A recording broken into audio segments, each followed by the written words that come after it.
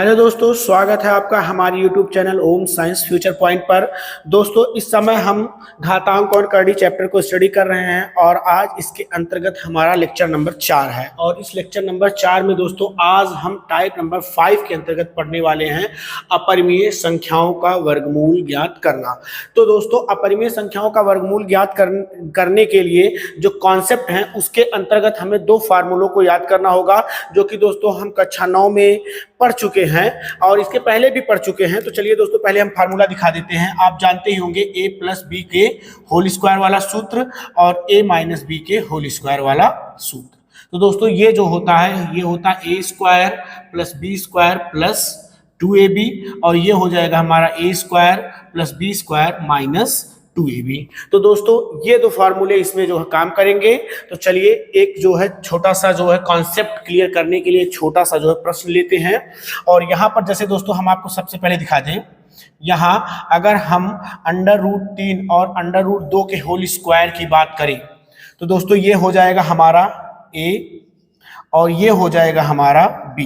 तो इसका square open करते हैं तो a का स्क्वायर मतलब कि हो जाएगा √3 का स्क्वायर प्लस b का स्क्वायर अर्थात √2 का स्क्वायर प्लस 2 इंटू a की जगह पे हमारा √3 है और b की जगह पे हमारा √2 है। ये हो जाएगा दोस्तों √3 का स्क्वायर अर्थात 3, √2 का स्क्वायर हमको मिल जाएगा 2 और ये हो जाएगा 2 और यहाँ पर दोनों को मल्टीप्लाई कर देंगे तो 3 2 जा 6 अर्थात दोस्तों इसको ऐड करेंगे तो 5 + 2 √6 हमें प्राप्त हो जाएगा। इस तरीके से दोस्तों अगर हम यहाँ पर कहें कि ये जो हमारा सूत्र था तो इसमें देखिए यहाँ पर a square plus B square की जगह पर हमें 5 प्राप्त हुआ है और 2ab की जगह पर दोस्तों हमें 2 √6 प्राप्त हुआ है। ठीक है, तो आइए यहां पर एक निष्कर्ष के हिसाब से हम आपको बताते हैं। उपर्युक्त निष्कर्ष के अनुसार, उपर्युक्त निष्कर्ष का तात्पर्य यही है दोस्तों जो हमने आपको बताया है अभी। तो इस निष्कर्ष के हिसाब से अगर हमें 5 + 2 √6 का वर्गमूल ज्ञात करना हो दोस्तों, 5 + 2 √6 का अगर हमें वर्गमूल ज्ञात करना हो तो आइए देखिए हम इसको कैसे लिखेंगे। 5 + 2 √6 को ब्रेक कर लीजिए। जैसे √6 है यहाँ पर दोस्तों, तो √6 को हम इस तरीके से ब्रेक करेंगे कि उसको अगर हम या ऐसे करिए दोस्तों, 6 को इस तरीके से ब्रेक करिए कि ऐसी संख्याओं में ब्रेक करिए कि गुणा करने पर तो 6 आ जाए लेकिन जोड़ने पर 5 आ जाए। जैसे दोस्तों हमने क्या कहा कि गुणा करने पर 6 आए लेकिन जोड़ने पर 5 आ जाए। तो देखिए दोस्तों अगर हम ले ले 3 और 2 तो 3 × 2 करेंगे तो हमें क्या मिलेगा 6 और 3 + 2 करेंगे तो हमें मिलेगा 5। इस तरीके से दोस्तों √6 को अगर हम ब्रेक करें तो √6 को लिख सकते हैं √3 × √2। देखिए दोस्तों 3 और 2 का गुणा करेंगे तो 6 मिल जाएगा। तो चलिए दोस्तों इसको इस तरीके से लिख लेते हैं, क्योंकि अंडर रूट में है इसलिए अंडर रूट के अंदर ही लिखेंगे हम। ये हो जाएगा √3 और ये हो जाएगा हमारा √2। देखिए दोस्तों फिर भी ये हमारा वही है 2 और इसको मल्टीप्लाई करेंगे 3 2 जा 6 √6 प्राप्त हो जाएगा। अर्थात हम कह सकते हैं यहाँ पर कि ये हो गया हमारा a स्क्वायर, ये हो गया हमारा b स्क्वायर, ये हो जाएगा हमारा फार्मूले में 2 होता ही है सूत्र में, ये हो जाएगा हमारा a और ये हो जाएगा हमारा b। अर्थात हम इसको लिख सकते हैं इस तरीके से दोस्तों, देखिए इसको लिख सकते हैं। अब देखिए क्या हो गया, a square plus B square plus 2ab और a square plus B square plus 2ab किसके बराबर होता है, a प्लस b के होल स्क्वायर के। तो यहाँ पर a का मान कितना है, a का मान हो गया √3 और b का मान हो गया √2 अर्थात ये हो जाएगा a प्लस b का होल स्क्वायर। और वर्गमूल के अंदर यदि किसी संख्या का वर्ग लगा होता है इसका मतलब होता है कि वो 2 बार लिखा गया है। और वर्गमूल के अंदर यदि किसी भी संख्या का एक जोड़े में कितना होता है 2, यदि वर्गमूल के अंतर्गत किसी संख्या का एक जोड़ा बन जाता है तो वो वर्गमूल से बाहर आ जाता है। तो यहाँ पर देखिए घात 2 है अर्थात दोस्तों यहाँ से एक बाहर आ जाएगा, एक पेयर, एक एक पेयर में से एक बाहर आएगा, अर्थात √3 प्लस √2 बाहर आ जाएगा। तो इस तरीके से हम कह सकते हैं कि ये जो दी गई संख्या है इसका वर्गमूल निकल के ये आ गया। अब चलिए दोस्तों हम एक प्रश्न लेते हैं और वहां से जो है इसको विदिन सेकेंड में सॉल्व करते हैं। तो आइए दोस्तों यहाँ पर देखिए हमने एक प्रश्न ले लिया है। प्रश्न की भाषा भी इसी तरीके से हो सकती है, दो भाषाओं में ये प्रश्न पूछा जा सकता है। या तो इस तरीके से वर्गमूल लगा के दे देगा और कह देगा इसका मान बताइए, या दूसरी भाषा में पूछा जा सकता है कि 7 - 4√3 का वर्गमूल ज्ञात कीजिए। तो दोस्तों एक चीज और हम आपको बताएं, जैसे देखिए प्रश्न लिखा गया है 7 - 4√3। दोस्तों यहां पर आप क्या करेंगे, इस साइन पर फोकस करेंगे, इस साइन पर फोकस करेंगे। अगर यहां पर दोस्तों माइनस लगा है, ठीक है, अगर यहां पर माइनस लगा है तो ये बनेगा a - b के होल स्क्वायर वाला के इस टाइप का, और अगर यहां पर प्लस लगा है तो फिर ये बनेगा a + b के टाइप का। ठीक है दोस्तों, चूंकि देखिए यहां पर लगा है माइनस, तो ये हमारा क्या बनेगा, a - b के होल स्क्वायर के तरीके से बनेगा। तो a - b का होल स्क्वायर a² होता है प्लस b² और माइनस का 2ab। तो दोस्तों यहां पर हम आपको सबसे आसान तरीका बताते हैं, जो कि आज तक में आपको सबसे इजी लगेगा। आपने इसके बारे में और भी कहीं पढ़ा होगा तो उसमें सबसे इजी ये आपको लगेगा। देखिए दोस्तों जो यहां पर दूसरा पद होता है, दूसरा वाला पद पे फोकस करिए। बस दोस्तों आपको करना क्या है, इसी दूसरे वाले पद को तोड़ दीजिए। किस में तोड़ना है, 2ab में तोड़ना है, क्योंकि हमने बताया पहला वाला जो पद होगा, जैसे पहला पद 7 है तो ये तो हो जाएगा a² प्लस b² का मान 7 होगा ही होगा। दूसरा वाला पद 2ab है तो 2ab किसके बराबर होगा, 4√3 के। अब देखिए इसमें क्या है, 2 है, a है, b है, तो इसी को जो है तोड़िए। जैसे देखिए फार्मूले में 2 होता ही होता है दोस्तों, सूत्र में ही 2 होता है, ये हो गया 2। अब 4 को हम लिख सकते हैं क्या, 4 को देखिए हम लिख सकते हैं 2 × 2, तो फार्मूले में 2 होता है, 4 को हमने लिख दिया 2 × 2 और × 3। अब देखिए दोस्तों फार्मूले में 2 होता है, फिर ये मिल गया हमें, ये a मिल गया हमें b। अब हमें मिल गया a और ये हमें मिल गया b।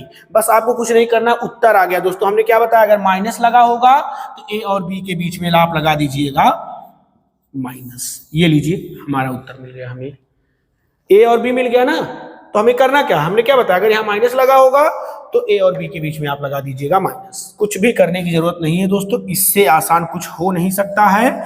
बाकी ये तो हो गया हमारा एक जो है ट्रिक। अगर आपको और ट्रिक वो भी है, आगे क्या कर सकते थे, फिर यहाँ पर दोस्तों इसमें कुछ नहीं करना था, आगे इसको करते हैं हम अपना, कि देखिए हमको मिल गया 2, तो यहाँ पर हो जाता 2 का स्क्वायर, फिर उसके बाद प्लस, देखिए प्लस है, उसके बाद b की जगह पे √3 का स्क्वायर, फिर -2, a की जगह पे 2 और b की जगह पे √3। इतना करने की जरूरत नहीं है, क्योंकि दोस्तों वहां पर उत्तर ही पूछा जाता, हमें प्रोसेस नहीं पूछा जाता। फिर फाइनली क्या हो जाएगा, a माइनस वाला है, a - b का होल स्क्वायर बन जाएगा, अर्थात दोस्तों √2 में बन जाएगा 2 - √3 का होल स्क्वायर, और ये बाहर आ जाएगा 2 - √3 के। तो इतना करके हमें दिखाने की जरूरत नहीं है दोस्तों, हमें तो सिर्फ उत्तर दिया ही रहता है, बस हमें टिक करना रहता है। तो इस तरीके से आप कर सकते हैं। चलिए एक आध दो प्रश्न और देखते हैं इस पर।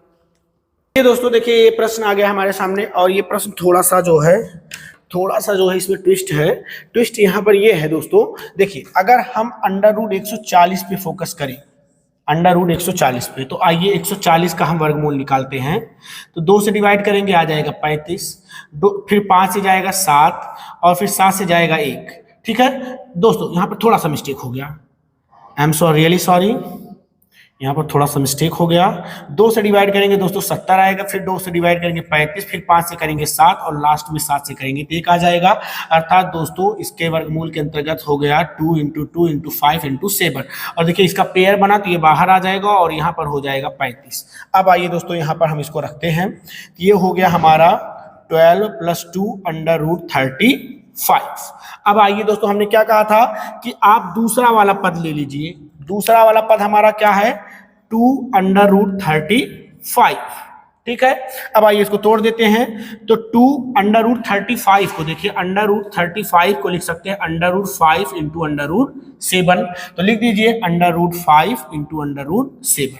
ठीक है, और एक बार आप यहां पर चेक कर लीजिए कि क्या, ये देखिए ये हो जाएगा इस तरीके से, ये हमारा हो जाएगा फार्मूले का 2 हो गया, ये हो गया हमारा a, और ये हो गया हमारा b। एक बार आप क्या करिए, इसका स्क्वायर इसका स्क्वायर करिए, मतलब अंडर रूट 5 का स्क्वायर करिए और अंडर रूट 7 का स्क्वायर करिए और देखिए क्या 12 मिल रहा है कि नहीं मिल रहा है। तो अंडर रूट 5 का स्क्वायर हो गया 5, अंडर रूट 7 का स्क्वायर हो गया 7 और 7 और 5 12 आ रहा है, अर्थात दोस्तों हमारा सारा का सारा सेट हो गया। यहाँ पर देखिए क्या है, यहाँ पर प्लस का निशान आया है, अर्थात ए और माइनस के बीच में हमें क्या लगा देना है, प्लस लगा देना है। तो ए का वैल्यू हो गया अंडर रूट 5 और बी का वैल्यू हो गया अंडर रूट 7। चूंकि यहाँ प्लस है तो यहाँ पर क्या आ जाएगा, प्लस आ जाएगा और ये देखिए दोस्तों हमारा आंसर आ गया। इस तरीके से under root 5 plus under root 7, ठीक है। अब देखिए यहाँ पर थोड़ा सा जो है ट्विस्ट किया गया है, under root 5 plus under root 7, ये देखिए दोस्तों ये भी सही है। और थोड़ा सा यहाँ पर ऑप्शन में जो है मिस्टेक है दोस्तों, ये under root 7 plus under root 5 दोनों सेम ही है, चाहे under root 5 plus under root 7 कहिए या under root 7 plus under root 5 कहिए, इससे कोई फर्क नहीं पड़ता है। तो इस ऑप्शन को थोड़ा सा हम चेंज कर देते हैं, चलिए यहाँ पर 2 लगा के जो है चेंज कर देते हैं। तो ये ऑप्शन इस तरीके से हमारा ऑप्शन ए करेक्ट हो जाएगा। चलिए आगे चलते हैं। तो आइए दोस्तों यहाँ पर देखिए हमने एक प्रश्न लिया है और प्रश्न बड़ा ही अच्छा है। इसमें दोस्तों अगर आपने लेक्चर नंबर 3 को नहीं देखा होगा तो एक बार जरूर देखिएगा, क्योंकि इसमें परिमेयीकरण के भी जो है थोड़े से प्रयोग होंगे। तो चलिए करते हैं, बाकी सेम पैटर्न वही है। देखिए यहाँ पर वर्गमूल ही निकालना है। सबसे पहले अपरिमेय संख्याओं का वर्गमूल ही दिया गया है। प्रश्न क्या है, 5 + 2 अंडर रूट 6। तो यहाँ पर दोस्तों ये हो जाएगा हमारा a² प्लस b², और यहाँ पर दोस्तों ये तीन पार्ट में इसको डिवाइड करेंगे, अर्थात 2ab में, तो 2 अंडर रूट 3 अंडर रूट 2। देखिए दोस्तों 3 और 2 को जोड़ेंगे तो 5 भी आ जाएगा, मतलब वर्ग निकाल कर, ठीक है। तो आइए देखिए दोस्तों हमने क्या कहा था, अगर यहाँ पर प्लस का साइन है तो बस आपको a और b जैसे मिल जाएगा, वैसे ही क्या करेंगे, a और b के बीच में आप लगा देंगे प्लस का साइन, अर्थात ये हो जाएगा under root 3 plus under root 2। देखिए वर्गमूल निकल के आ गया। अब चलिए लगाते हैं। देखिए दोस्तों यहाँ पर आ गया प्रश्न, अब लगाते हैं। तो इसकी जगह पे आ गया, वर्गमूल निकल के आ गया under root 3 plus under root 2, ठीक, और 1 अपॉन -1 अपॉन, देखिए सेम प्रश्न वही था तो इसकी भी जगह पे आ जाएगा under root 3 plus under root 2। अब देखिए दोस्तों लेक्चर नंबर 3 में परिमेयीकरण के अंतर्गत हमने बताया था कि जिस संख्या का परिमेयीकरण करना है, यदि उसके बीच में अंतर 1 का होगा तो उसका परिमेयीकरण उसका व्युत्क्रम तथा चिन्ह का विपरीत होगा। अर्थात दोस्तों 1/√3 प्लस √2 का अगर हम परिमेयीकरण करेंगे तो हमें इसका विपरीत मिलेगा, मतलब उल्टा, ठीक है, और चिन्ह का विपरीत, अगर प्लस है तो माइनस का। तो आइए दोस्तों ये हो जाएगा √3 प्लस √2 और यहाँ पर √3 माइनस √2, ये हो जाएगा हमारा √3 प्लस √2। ब्रैकेट खोलेंगे तो √3, ये माइनस और माइनस मिलकर प्लस हो जाएगा, और देखिए दोस्तों ये हमारा कैंसिल हो गया, √2 मिलकर हो जाएगा 2 √2। तो चलिए देखते हैं कौन सा सही है, और यहाँ पर दोस्तों हमारा ऑप्शन नंबर ए करेक्ट है। चलिए इसी पर जो है अपरिमेय संख्याओं के वर्गमूल पर और प्रश्न लेते हैं। चलिए दोस्तों यहाँ पर देखिए हमने प्रश्न लिया है और प्रश्न बहुत ही अच्छा है, हम यूँ कहेंगे दोस्तों महत्वपूर्ण है ये, ठीक है। तो चलिए दोस्तों यहाँ पर हम इसको जो है सॉल्व करते हैं। और देखिए दोस्तों यहाँ पर √2 ही है, यहाँ पर देखिए अपरिमेय संख्या का वर्गमूल है, तो आइए इसका वर्गमूल निकाल लेते हैं। अब चूंकि हम जान ही गए हैं वर्गमूल निकालना, तो फिर टाइम नहीं लगने वाला है। दूसरे पद पे फोकस करना है। दूसरे पद में दोस्तों क्या होता है, 2ab, ठीक। तो यहाँ पर देखिए फार्मूले का 2 हमें साफ साफ दिख ही रहा है। √10 को हम कह सकते हैं कि, देखिए √10 है ना, तो √10 को ऐसा ब्रेक करना है कि, मतलब ऐसी संख्या में 10 को ब्रेक करना है कि गुणा करने पर 10 आ जाए, लेकिन जोड़ने पर 7 आ जाए। तो आप दोस्तों जान ही गए होंगे कि 10 किस में तोड़ेंगे, 2 और 5 में, क्योंकि 2 और 5 का हम गुणा करेंगे तो हमें मिलेगा 10, और 2 और 5 को जोड़ेंगे तो हमें मिलेगा 7, अर्थात ये हो जाएगा √5 और ये हो जाएगा √2। आइए दोस्तों हमें √a भी मिल गया और b भी मिल गया। क्या तात्पर्य था हमारे कहने का, देखिए दोस्तों अगर √5 का स्क्वायर प्लस √2 का स्क्वायर आप करेंगे तो हमें 5 और 2 मिलेगा ना, क्योंकि हमने कहा था ये वाला टर्म कौन सा होता है, a² प्लस b² वाला। तो हमारा पूरा बन गया है, यहाँ पर माइनस लगा है, बस a और b के बीच में आप लगा दीजिए माइनस, अर्थात √5 माइनस √2 हो जाएगा इसका उत्तर। इसका उत्तर दोस्तों फाइनल उत्तर नहीं। अब चलिए देखिए प्रश्न हमारा लेते हैं। प्रश्न में हमारा था √2 प्लस, इसकी जगह पे जो आया है दोस्तों वो रख दीजिए, इसकी जगह पे आया है √5 माइनस अंडर रूट 2। ये देखिए माइनस का और ये प्लस का कैंसिल हो गया और बचेगा क्या, अंडर रूट 5। चलिए देखते हैं कौन सा आंसर हमारा सही होगा। तो यहाँ पर दोस्तों हमारा आंसर सी करेक्ट है। चलिए आगे चलते हैं। तो चलिए दोस्तों, अब घातांक और करणी के सारे नियम खत्म, ठीक है, जितने टाइप थे वो भी खत्म। अब हम लोग सब कुछ सीख चुके हैं, तो धुआंधार प्रश्नों का जो है बरसात होने वाला है दोस्तों। तो हमारे साथ पेन और कॉपी लेकर बने रहिए। चलिए दोस्तों, यहाँ पर क्वेश्चन नंबर 1 हमने लिया है। तो चलिए यहाँ पर हमें x का मान ज्ञात करना है, और x का मान ज्ञात करने के लिए दोस्तों हमें आधार को बराबर करना पड़ेगा, क्योंकि इधर 2/3 है, तो इधर भी हमें आधार को 2/3 करना होगा। क्योंकि दोस्तों हमने यहाँ पर नियम बताया था कि यदि a की घात m बराबर a की घात n हो, मतलब आधार बराबर हो, तो हम घातों की क्या कर लेते हैं, तुलना। ये इसी कॉन्सेप्ट पर लगेगा। तो यहाँ पर देखिए दोस्तों 9/4 है, ठीक है, तो 9/4 लिख लेते हैं कि घात x। और यहाँ पर देखिए दोस्तों एक चीज और है, क्योंकि हमें 2/3 बनाना है, इसलिए 9/4 नहीं, ऐसा करते हैं कि इसको हम लिख लेते हैं 3 की घात 2 और 4 को लिख लेते हैं 2 की घात 2। इसकी पूरी घात लगी है x, क्योंकि 3 की घात 2 9 होता है और 2 की घात 2 मतलब 4 हो जाएगा। यहाँ पर आइए दोस्तों 8 को हम लिख सकते हैं 2 की घात 3, क्योंकि 2 की घात 3 मतलब 2 गुणे 2 गुणे 2 मतलब 8 हो जाएगा। और 27 को लिख सकते हैं 3 की घात 3, और इसकी पूरी घात हो जाएगी x-1 बराबर 2/3।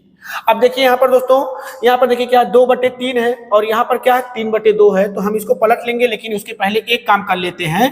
देखिए 3/2, 3 की घात 2 और 2 की घात 2, अर्थात इसको हम पूरा तरीके से लिख सकते हैं 3/2 की पूरी घात 2, और उसकी पूरी घात क्या लगी है, x। यहाँ पर भी देखिए दोनों का घात बराबर है, अर्थात इसको लिख सकते हैं 2/3 की घात 3 और पूरी घात लगी है हमारी x-1 बराबर 2/3। अब आइए दोस्तों देखिए यहाँ पर 2/3 है, तो हमें इधर भी 2/3 करना होगा। ये तो 2/3 है, लेकिन ये क्या है 3/2।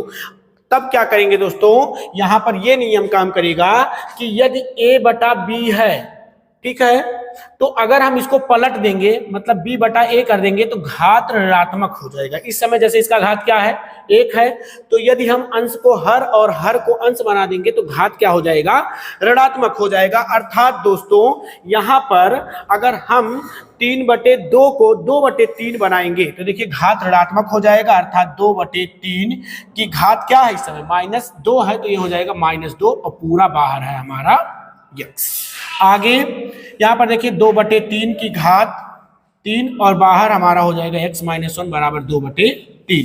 अब देखिए दोस्तों यहाँ पर नियम क्या लग जाएगा, घात पे घात वाला नियम हो, घात पे घात होता है तो घातों का गुणा हो जाएगा। अर्थात ये हो जाएगा 2/3 की घात -2x, और ये हो जाएगा 2/3 की घात 3 और ब्रैकेट में x-1 बराबर 2/3। ठीक, अब देखिए यहाँ पर क्या है, आधार बराबर है तो घातों को हम क्या कर लेंगे, जोड़ लेंगे। ठीक है, तो आइए जोड़ लेते हैं। ये हो जाएगा 2/3 की घात -2x प्लस, यहाँ पर देखिए दोस्तों इसको जोड़ेंगे तो लेकिन गुणा करके जोड़ते हैं, जैसे 3 से x में गुणा करेंगे तो हो जाएगा 3x, और 3 से -1 में गुणा करेंगे तो -3 बराबर 2/3। ठीक है दोस्तों, अगर हम आपसे पूछे कि यहाँ पर बताइए 2/3 की घात क्या है, तो आपका उत्तर होगा 1। जब कोई भी घात ना दिखे तो वहां पर घात हम क्या मानेंगे, 1। अब आइए दोस्तों देखिए आधार हो गया बराबर, तो घातों की तुलना कर लेंगे। 3x में से 2x निकल जाएगा तो बचेगा x, और यहाँ पर है दोस्तों -3 बराबर 1। x बराबर क्या हो जाएगा 1 + 3, और x बराबर हो जाएगा 4। इस तरीके से दोस्तों हमारा ऑप्शन नंबर डी जो है वो हो जाएगा करेक्ट। चलिए दूसरे प्रश्न पर चलते हैं। देखिए दोस्तों यहाँ पर प्रश्न क्या है, 3 की घात x + y बराबर 81 है, तथा 81 की घात x - y बराबर 3 है, तो x का मान हमें ज्ञात करना है। तो आइए दोस्तों, अगर हमें घातों की तुलना करना है तो आधार को बराबर करना पड़ेगा, अर्थात यहाँ 3 है तो हमें यहाँ पर भी 3 करना पड़ेगा। तो आप बताइए 81 को 3 की घात में अगर हमें बदलना है तो 3 की कितनी घात कर दे 81 आ जाए, तो इसके लिए आप 81 का गुणनखंड कर लीजिएगा। तो ये हो जाएगा 3 की घात x + y बराबर 3 की घात 4। देखिए दोस्तों 3 की घात 4, अर्थात 3 को अगर हम 4 बार गुणा करेंगे तो 3 त्रिक 9, त्रिक 27 और 27 तिया 81, अर्थात यहां से हमें प्राप्त हो गया x + y बराबर 4। ये हो गया समीकरण नंबर 1। दूसरे से देखिए लिखा है 81 की घात x माइनस वाई बराबर 3, तो इसको भी चेंज कर लीजिए, ये हो जाएगा 3 की घात 4 और पूरी घात हो जाएगी x माइनस वाई बराबर 3 को हम लिख सकते हैं 3 की घात 1। तो यहाँ पर फिर हम तुलना कर लेंगे, तो ये लेकिन अब घात पे घात है तो घातों का पहले गुणा हो जाएगा, तो ये हो जाएगा 4x माइनस वाई बराबर 1, अर्थात हो जाएगा 4x माइनस 4y बराबर 1। ये हो गया समीकरण नंबर 2। अब हमें समीकरण 1 और समीकरण 2 को सॉल्व करना है और x का मान ज्ञात करना है। तो अगर हमें x का मान ज्ञात करना है तो y को हमें क्या करना पड़ेगा दोस्तों, y को हमें विलोपन विधि से विलोप करना होगा, अर्थात गायब करना होगा। तो उसके लिए करेंगे क्या, उसके लिए सबसे पहले समीकरण 1 को देखिए, समीकरण 1 में y कितना है 1 और समीकरण 2 में y कितना है 4, तो हमें 4y आना चाहिए। यहाँ पर 4y लाने के लिए समीकरण 1 में हम गुणा करेंगे 4 से, तो हम यहाँ पर एक बार लिख दे रहे हैं कि समीकरण 1 में 4 से गुणा करके समीकरण 2 के साथ जोड़ने पर, जोड़ेंगे इसलिए दोस्तों क्योंकि यहाँ पर माइनस है और यहाँ पर प्लस है, तो प्लस और माइनस होने पर कट जाएगा। तो देखिए यहाँ हो जाएगा समीकरण 1 में जब हम 4 से गुणा करेंगे तो दोनों पक्षों में गुणा होगा, अर्थात हो जाएगा 4x प्लस 4y बराबर 4 चौक 16। ये हो जाएगा दोस्तों हमारा 4x प्लस 4y और 4 4 जा मतलब 4 चौक 16। आगे दोस्तों यहाँ पर देखिए, यहाँ पर लिखा है 4x माइनस 4y बराबर 1। हमने एक आता जोड़ देंगे, जोड़ दीजिए। अब देखिए सेम नंबर और विपरीत चिन्ह कट जाते हैं, अर्थात देखिए 4y सेम है लेकिन चिन्ह क्या है विपरीत है, अर्थात ये इसका विलोप हो गया, विलोपन विधि से यही कहते हैं। बाकी 4 और 4 हो जाएगा 8x बराबर 16 और 1 17, अर्थात x बराबर हो जाएगा 17/8। और इस तरीके से दोस्तों यहाँ पर हमारा ऑप्शन नंबर सी जो है करेक्ट हो जाएगा। चलिए आगे चलते हैं और प्रश्न लेते हैं। तो आइए दोस्तों यहाँ पर हमने अगला प्रश्न ले लिया है और यहाँ पर है 2 to the power x 4 to the power y z to the power z 8 to the power z हो तो x y z equal to 288 हो तो z का मान ज्ञात करना है। दोस्तों बहुत ही इजी है। सबसे पहले तो देखिए आधार को कर लीजिए बराबर।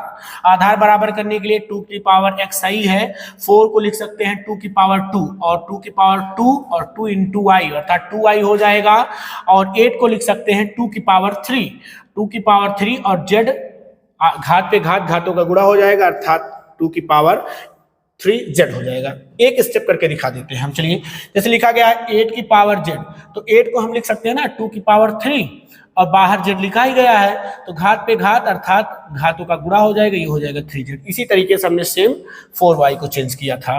ठीक है, अब देखिए सब जगह क्या हो गया, आधार बराबर हो गया, अर्थात x बराबर 2y बराबर 3z आ गया। इसी का यूज हम यहाँ पर करेंगे। तो x y z बराबर हमें दिया गया 288। अब देखिए दोस्तों हमें z का मान ज्ञात करना है, अर्थात करना क्या होगा, सभी पदों को z के फॉर्म में रिप्रेजेंट करना होगा। तो x किसके बराबर है 3z के, x भी देखिए x बराबर 2y बराबर 3z, अर्थात ये सब एक दूसरे के बराबर हैं।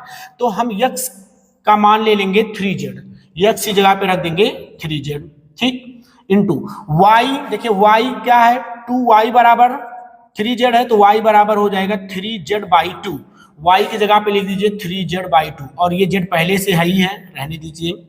अब देखिए दोस्तों यहाँ पर क्या हो जाएगा कि ऊपर वाला सब गुणा हो जाएगा, अर्थात 3 3 जा 9 z और z अर्थात z to the power 3/2 is equal to हो जाएगा 288।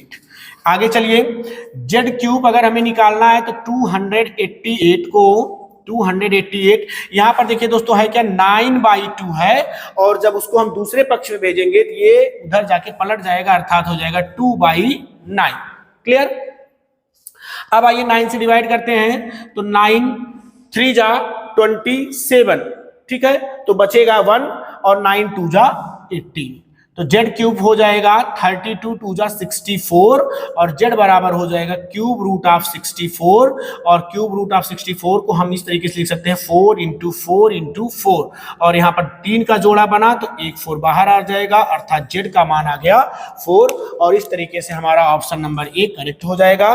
चलिए अगले प्रश्न पर चलते हैं, और अगला प्रश्न भी सेम हमने इसी टाइप से लिया है। तो यहाँ पर दोस्तों a to the power x b to the power y and c to the power z दिया गया है, ये तीनों इक्वल इक्वल हैं तो हमें B square is equal to 4ac हमें एक रिलेशन दिया गया है और हमसे यहाँ पर y का मान पूछा जा रहा है। तो क्या करेंगे देखिए, इसके लिए a to the power x b to the power y c to the power z को हम मान लेंगे k के बराबर, सबको k के बराबर मान ले लेंगे। अब यहाँ से अलग अलग तो ये हो जाएगा। अब देखिए पावर को हम उधर भेजेंगे जो कि हमने नियम में बताया है, एक बार जाके देखिएगा लेक्चर नंबर 1। तो ये हो जाएगा a is equal to k की पावर 1 बाई x, इसी तरीके से b to the power y is equal to k and this is equal to b is equal to k to the power 1 by y and c to the power z is equal to k, और ये finally हो जाएगा c is equal to k to the power 1 by z।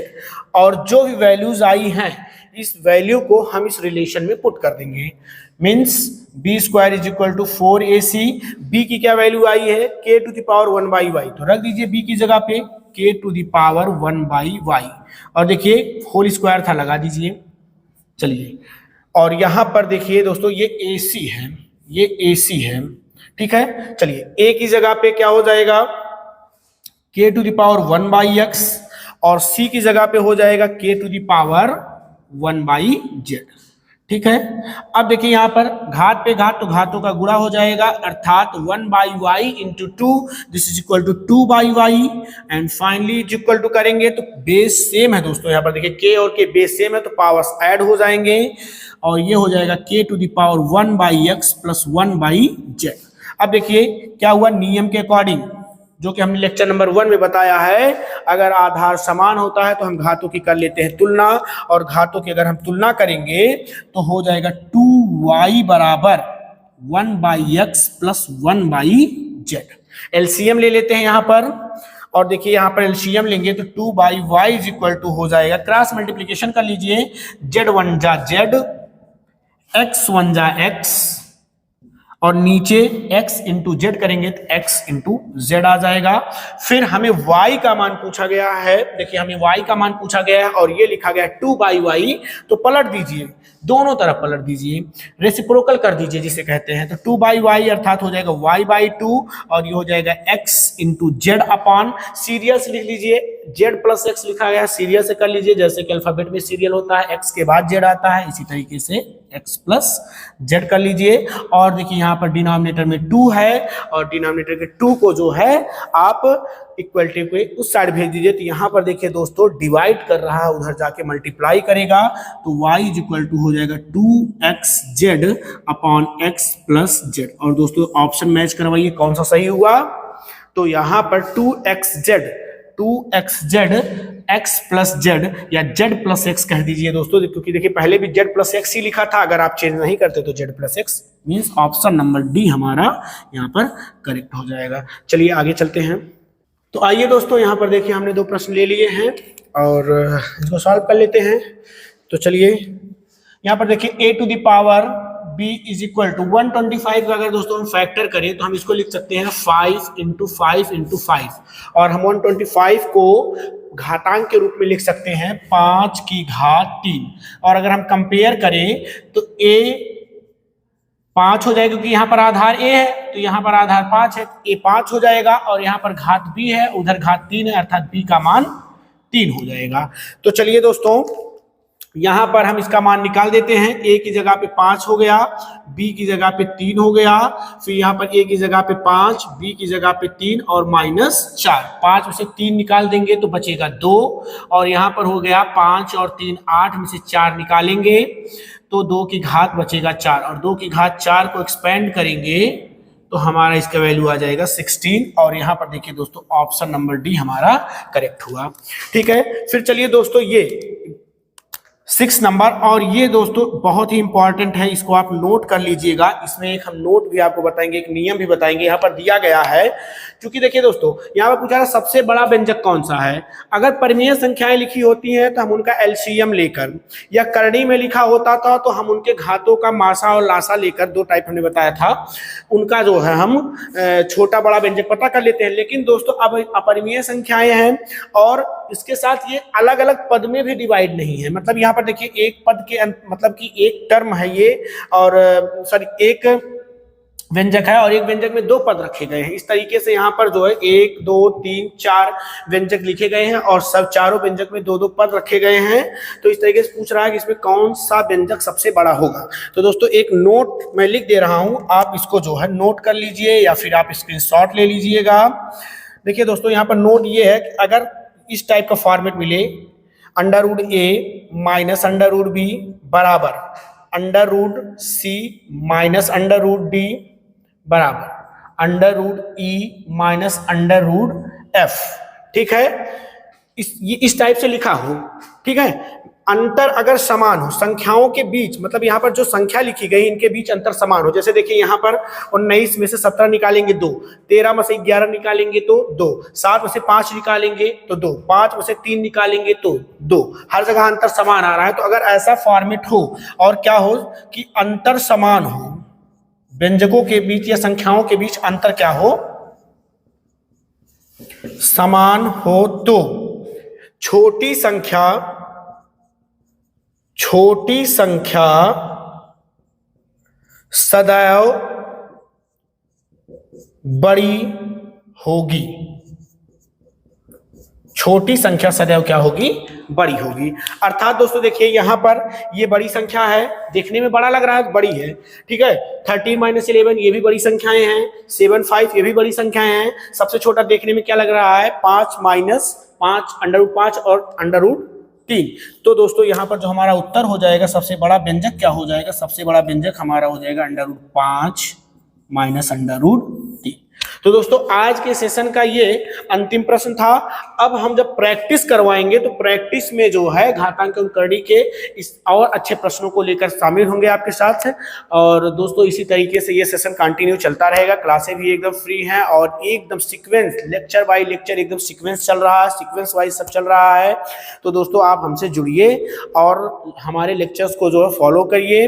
ठीक है, इससे आपको बहुत ही benefit होगा। फिर चाहे वो अग्रिम एग्जाम सीटेट हो या फिर कोई भी बीपीएससी भी हो सकता है। तो जिस एग्जाम में आप बैठेंगे आप एक बार लेक्चर को ज्वाइन करिए और देखिए, फिर आपको पता चलेगा कि हाँ वाकई में ये बहुत ही बेनिफिशियल है। तो दोस्तों आज के लिए धन्यवाद, कल फिर से मिलते हैं।